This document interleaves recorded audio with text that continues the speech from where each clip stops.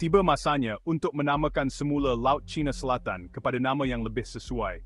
Pihak-pihak di rantau ini berpendapat bahawa nama semasa Laut Cina Selatan membayangkan pemilikan Beijing ke atas keseluruhan laluan air, walaupun kebanyakan perairannya terletak di rantau Asia Tenggara. Apa adanya nama?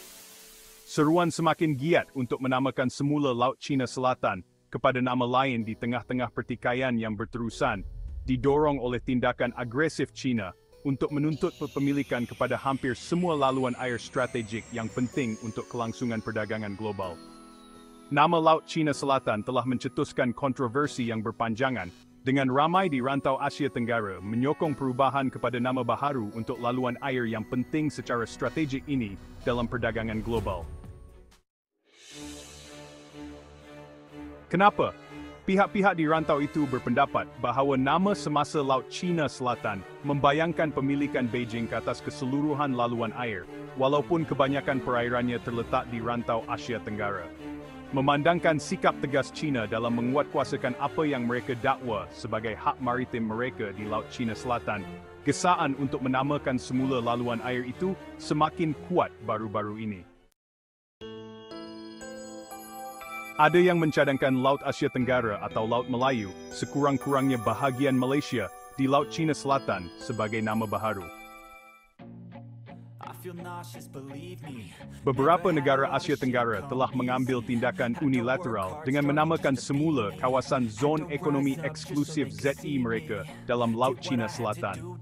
Sama ada tindakan ini mendapat pengiktirafan daripada masyarakat antarabangsa dan badan antarabangsa adalah perkara yang berasingan.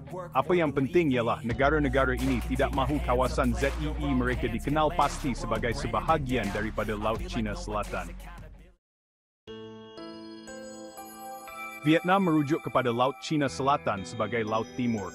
Ada juga yang mencadangkan Laut Asia Tenggara sebagai nama baru untuk Laut Cina Selatan.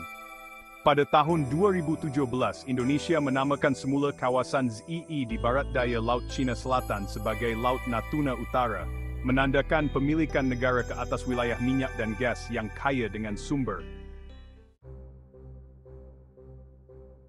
Beijing membantah langkah Jakarta menghantar bantahan diplomatik kepada kedutaan Indonesia di China, mendesak pembatalan keputusan itu.